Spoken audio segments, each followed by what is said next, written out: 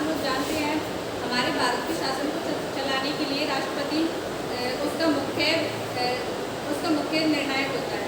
तो है ना, हमारे भारतीय संविधान में शासन चलाने के लिए संसद की व्यवस्था की गई है।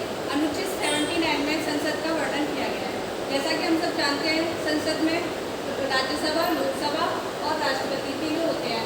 तो जो राज्यसभा है उसका वर्णन अनुच्छेद 80 में किया गया है, जबकि लोकसभा का वर्णन अनुच्छेद 81 में किया गया है। तो जो राष्ट्रपति है वह उसकी शक्तियों का वर्णन भाग 5 की जो संग्रह है उसमें अनुच्छेद 52 से लेकर 151 है।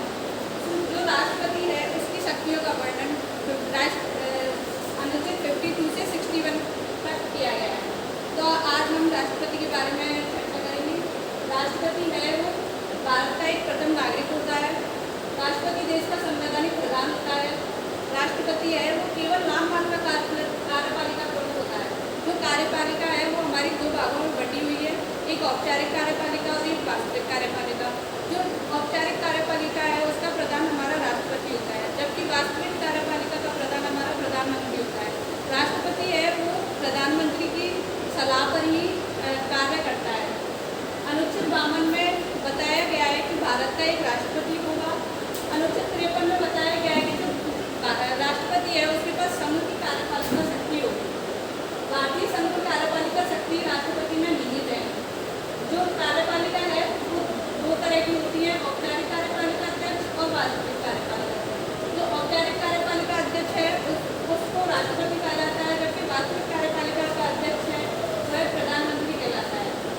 अनुच्छेद 54 में राष्ट्रपति के निर्वाचन का वर्णन किया गया है।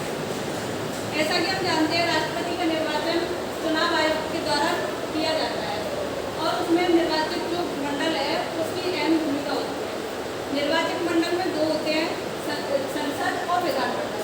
संसद भी लोकसभा और राज्यसभा दोनों होती हैं और विधानमंडल में विधानसभा और विधान परिषद। जो राष्ट्रपति का निर्वाचन है वो संसद के लोकसभा के निर्वाचित सदस्य और राज्यसभा के निर्वाचित सदस्यों द्वारा और राज्यों तथा केंद्र शासित प्रदेशों के विधानसभा के निर्वाचित सदस्यों द्वारा किया जाता है। जो विधान परिषद है उसमें कोई रोल नहीं होता है। और अनुच्छेद 55 में राष्ट्रपति के निर्वाचन की रीति बताई गई है। अब ये तो पता चल गया कि हमें निर्वाचन कौन करता है, कैसे करता है, पर उसकी जो पद्धति है वो एकल संक्रमणीय प्रणाली द्वारा किया जाता है। इसमें जो वो राज्यसभा और लोकसभा के जो निर्वाचित सदस्य होते हैं वो इसमें जो उम्मीदवार है उसको वोट देते हैं। जैसे कि दो एग्जाम्पल है हमारे सामने, जिसमें पहली वोट जिसको जाती है उसको काउंट किया जाता है, फिर उसके बाद जो दूसरा नंबर पर आता है उसकी बाद में गिनती की जाती है। और यदि हमारा जो बराबर अगर रेशियो दोनों का निकलता है तो फिर हम अगले को ज़्यादा देखते हैं।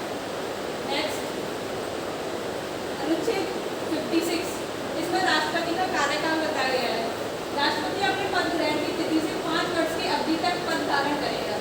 जो राष्ट्रपति का कार्यकाल है वो 5 वर्ष निर्धारित किया गया है। अनुच्छेद 57, उसमें पुनर्निर्वाचन के लिए पात्रता। इसमें बताया गया है कि जो राष्ट्रपति है वो दोबारा राष्ट्रपति का चुनाव लड़ सकता है। ऐसे हमारे एकमात्र राष्ट्रपति हैं जो 2 बार राष्ट्रपति बने हैं, वो है डॉक्टर राजेंद्र प्रसाद। अनुच्छेद 58, इसमें बताया गया है कि राष्ट्रपति पद के लिए क्या योग्यता होनी चाहिए। वह भारत का नागरिक होना चाहिए, 35 वर्ष की आयु पूरी होनी चाहिए, लोकसभा का सदस्य योग्य होना चाहिए और नागरिक पद पर नहीं होना। लेकिन इसमें हर किसी को भाग नहीं लिया जा सकता, क्योंकि इसमें जो निर्वाचित मंडल है उसके लिए 50 प्रस्तावक और 50 अनुमोदक दोनों चीज़ होनी चाहिए, जब जाके ही वह राष्ट्रपति के पद की योग्य हो सकता है। अनुच्छेद 59 में राष्ट्रपति पद के लिए शर्तें हैं कुछ, तो उसे 15,000 रुपये जमानत राशि देनी पड़ती है, वो पागल नहीं होना चाहिए और दिवालिया नहीं होना चाहिए। अनुच्छेद 60, राष्ट्रपति द्वारा जो शपथ है, राष्ट्रपति अपनी शपथ मुख्य न्यायाधीश के सामने लेता है और यदि उसकी अनुपस्थिति होती है तो वह वरिष्ठ न्यायाधीश को शपथ दिलाता है। अनुच्छेद 61, ये राष्ट्रपति पर महाभियोग भी लगाया जा सकता है। महाभियोग 2 स्थितियों में लग सकता है, या तो राष्ट्रपति किसी विदेशी राष्ट्र के प्रभाव में आ जाए या संविधान का उल्लंघन करने लगे। अब राष्ट्रपति पर महाभियोग की प्रक्रिया कैसे की जाती है, वो संसद के दोनों सदनों के द्वारा की जा सकती है, लोकसभा और राज्यसभा। इसमें संसद के किसी भी सदन द्वारा राष्ट्रपति पर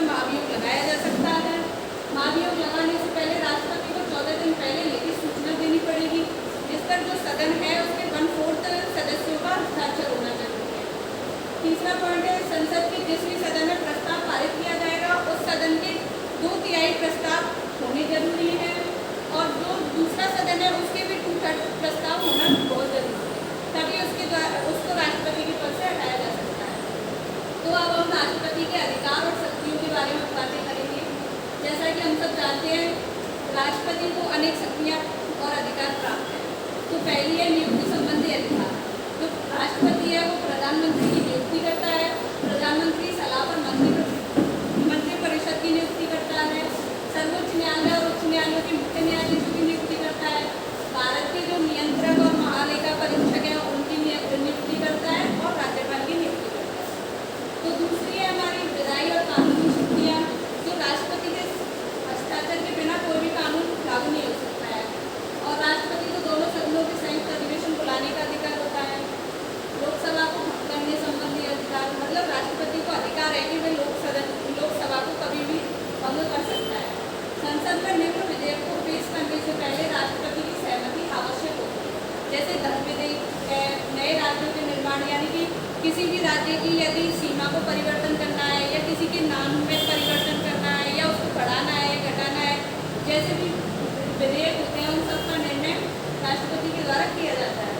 जो संसद निधि में व्यय करने का वाला विधेयक है वो भी इसी के द्वारा किया जाता है, जैसे मतलब उसमें कितनी लाभ हुए हैं, कितने हानि हुए हैं उस राज्य के बारे में।